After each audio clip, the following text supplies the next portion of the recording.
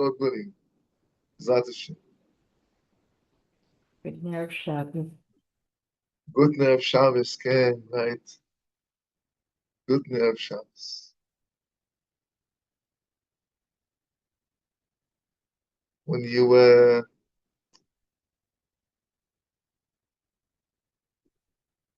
Rabbeinu Rab Nachman once asked Rab Nosson, his main disciple, and he asked him, "Are you sometimes blushing in front of God's presence? You know, when you find kind of a if you are present in the presence of a godel, of a great man or a great woman, and you kind of feel a little bit of embarrassment, or you're shy, or you're blushing. If it's like depends what. So imagine yourself when you stand when you're present in the presence of God, and so wouldn't you blush?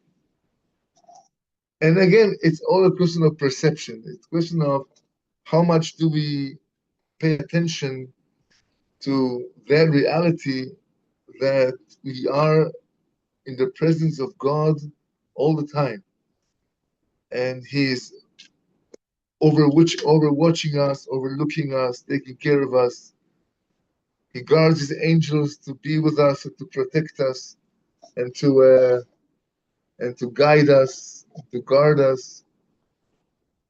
As we spoke a couple of weeks ago from the class in St. Louis, that we can actually ask from one of Hashem's servants, one of Hashem's angels, to come and stay and be right next to us in time of trouble. So I would ask the question: Are you blushing in the presence of Shabbos? Today is Thursday, right? We're greeting one another. Good Erev Shabbos. We just heard it from Ricky. Good Erev Shabbos. When you think about the presence of Shabbos coming by, just coming closer and closer, and Shabbos is preparing to reveal herself to us. Shabbos is preparing to to show us her beauty. Shabbos is preparing to unite with us. Shabbos and me is like a shidduch. Shabbos and me is a zivug. It's a 25 hours companionship, connection with the greatest power in the world, Shabbos Kodesh. And when we have such an important meeting ahead of us, it requires the right preparation.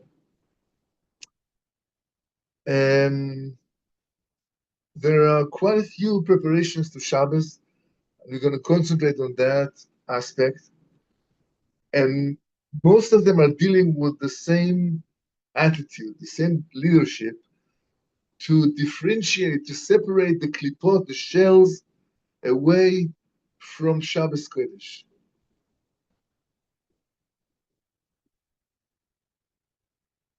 Throughout the week, we are surrounded with negative forces, negative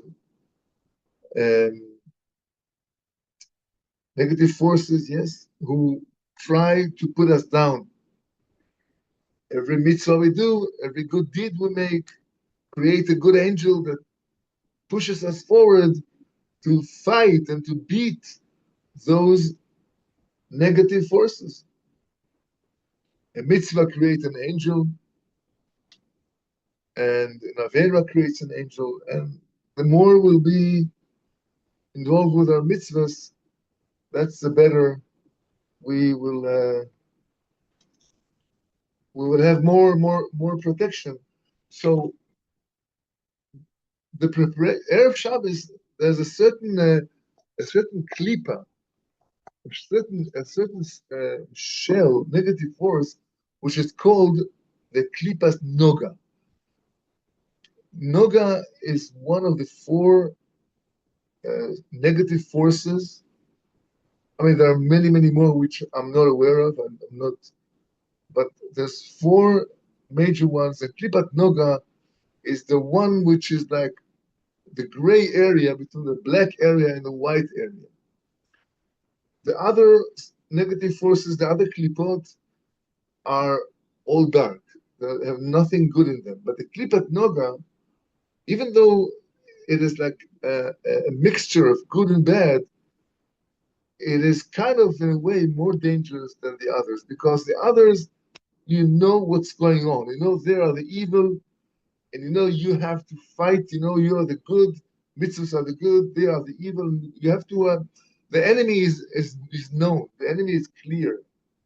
There's nothing right. Nothing strange over here. Klipat noga is mixed from good and bad together, and you have to work with it. You can't just kick it or push it or fight it or burn it or throw it out the window, or you have to work with it. And by working with the evil forces, which is half of it is good, half of it is bad, is not easy. Is more sophisticated. And that's what happening in Erev Shabbos. We wouldn't like to allow any entrance for the klipot, for the shells, for the negative forces. Therefore, we have Chazal, our sages of blessed memory, has instructed us to do several things Erev Shabbos. One of them is to wash our face, our hands, and our feet with hot water, regardless of the shower, which is we're getting clean and washed, preparing for Shabbos. There's a special thing. If you make a shower with warm water, you are not yotze yedei chova, this tikkun of panav, yadav, veraglav, berechitza shel chamin, to wash with hot water. And the hotter, the better. The hotter, the better. Because this is one of the advices, one of the systematic advices to push away the evil inclination of Shabbos, not to let it have a grasp in Shabbos. How does it happen? Not for now. God willing, maybe we'll talk about it in the future. Another tikkun of Shabbos for men is to say the Shnai Mikra Chatargum. We recite the Torah portion of the week. We read each pasuk twice in Hebrew, Lashon HaKodesh, and once in Aramaic. Targum is Aramaic, the translation of Aramaic to the Torah. And that also separates the klipot from the shell. The Lashon HaKodesh represents the positivity, the goodness, the kedusha, the holiness. The Aramaic is a language which is not a holy language, and therefore when we recite the psukim of the Torah, twice Torah and one translation, we're giving more power to the Torah, to the Lashon HaKodesh, to the Hebrew language, winning over the Aramaic, the shells, the klippos. And this is better to be finished that by Friday. You can start Sunday, Monday. You divide the weekly parsha to 7 parts or 6 parts. On Sunday you do the first part, Monday the second, so on and so forth, until Friday you should finish the whole thing. If you're unable to do it Erev Shabbos, by Friday you should do it Friday night or Shabbos morning, because Shabbos by Mincha, the new laning, the new parsha is rolling in, so we have to be done by Mincha with the parsha of the present parsha that we have. Another tikkun that we do is going to the mikveh. Men goes to the mikveh every Erev Shabbos to prepare for the holy, the queen, Shabbos the queen. And again, I mentioned it like in our last year, which was cut off in the middle, but the mikveh is so powerful. Can you imagine a goy? A convert, a goy wants to convert.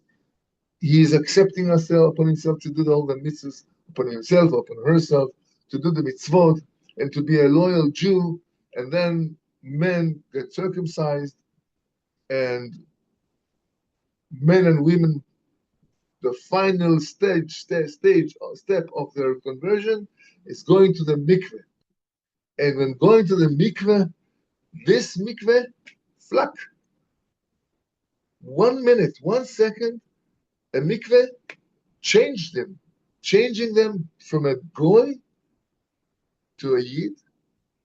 Can you imagine? Can you imagine the power of the holy water, the water of the mikveh, which are designed? The mikveh is designed in a very special, unique technique that have the power to pure. And if a mikveh change a non-Jew to become a Jew, how much would it affect on me? I'm a Yid already, and it's going to push me far up to the heavens. If I'm going to the mikveh of Shabbos again, men should go to the mikveh every Friday afternoon. That by going to the mikveh, the Zohar brings down that you unstrip the skin of the snake, and you're dressing up with a holy body from Gan Eden, from heaven.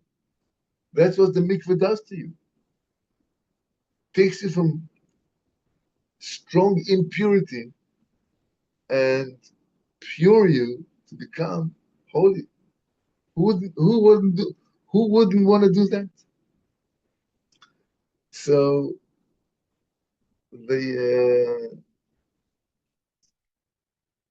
I would recommend as an advice, and more than a recommendation, I would go down on my knees and ask you and beg you to stop working on Friday by midday. That's it. As a good friend of mine said, Chalas, finished. Friday at midday, we are not working anymore.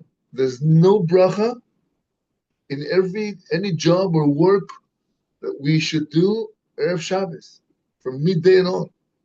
Maybe we can make some money, but money without bracha is not the money we want to have. It's not the money we wish ourselves. And plus, it gives you some time to prepare, not to rush, zoom into the house, right from mincha, mikveh in a good case, shower, dressing up, running to shul, late for mincha, join the. Why do we have to get into Shabbos in such a fast-going thing? Isn't Shabbos important enough for us to prepare as appropriate for the greatness of the Shabbos? And remember, the higher the kedusha, the higher the target, the higher the cause. We have to prepare. More we have to prepare. So you stop working on midday. You're a king. You're a queen. You specify the hour for Shabbos, the remaining hours only for Shabbos. And the more you prepare, the more you become a vessel to receive the light of Shabbos. So it's a win-win situation. It's worthwhile. It's kedai. And furthermore, you stop working at midday. You can have a shluf, Erev Shabbos, a little nap. When you come back home at night, you're fresh. You're even 20 minutes, even half an hour is good enough of a nap. Erev Shabbos to change gear, as you said, change gears, to change your when you wake up from that shul of Erev Shabbos, you see your mind concept is changing. It's like you don't think as you thought, as the way of thinking after that shul is not like the way of thinking before. You're kind of transforming yourself into the reality of Erev Shabbos. That Erev Shabbos is such a heilig moment, heilig time, such holy moments. And I'll note to you the Mizmor Shir Yom HaShabbos. It's the Tehillim, the Psalm we say upon receiving the face of Shabbos by Kabbalat Shabbat. And Mizmor Shir Yom HaShabbos Tov Le'odos Ladinoi Lezamer Shimcha Elyon, to praise you and to thank you. How good it is to praise you and to thank you, Hashem. But the Rashi Tevis of Mizmor Shir Yom HaShabbat, the first letters, or the first letter of each word from the first four words of this psalm, number 90, I think. No, no, I can't remember right now. Is Le Moshe. Mizmor is Mem, Shir is Shin, Leyom is Lamed, HaShabbat is Hey. Together, we have the Rashi Tevas, Le Moshe. Wants to say, according to the Zohar bring it down, that every Erev Shabbos, passing midday, Moshe Rabbeinu and dozens of holy angels are coming down from Shamayim, trying to lift us up, to lift us, those who want to come closer to Shabbos and are having some difficulty. They are assisting us. They're assisting us to be ready to receive the face of Shabbos again. They will help us. Can you imagine Moshe Rabbeinu, his neshama is going down with dozens, with the revavot, like thousands of malachim, of angels, just to take care of me, the simple yid who wants to prepare for Shabbos better. So this is it's a very appropriate time to pay attention to it. One more thing, which I always say, which you have to very much try to prevent any argument, Erev Shabbos, and give in, just surrender, let the other side win. Just don't get into any disagreement. It doesn't really matter. The subject doesn't really matter. Because if you fight over some ridiculous thing, Erev Shabbos, it's like you put a chult on the left side of the hot plate, or to put the fish on the left side of the hot plate, or to put the wine bottle on the front or in the back, or the chairs or the flower range. And these are ridiculous, stupid things that it's not worthwhile to talk about them and to fight of them, to have disagreement over them Erev Shabbos. Chaval al hazman, it's a waste of time. And what happens if we get into a disagreement Erev Shabbos, we have a grasp for even evil inclination to have a grasp over Shabbos in our holy Shabbos. So we prefer not to allow that. And obviously, another thing that helps to receive the face of Shabbos and the Pnei Shabbos, the Kabbalah, with holiness and greatness, is Shir HaShirim. And if we have enough time to say Shir HaShirim Erev Shabbos, and Leshorer B'Kol Na'im, to sing it and praise it with a nice voice, that's going to give us a beautiful Shabbos, beautiful Erev Shabbos, and an introduction for the holy of the holiest, Shabbos the Queen. Good Shabbos, good Shabbos, good Shabbos. Thank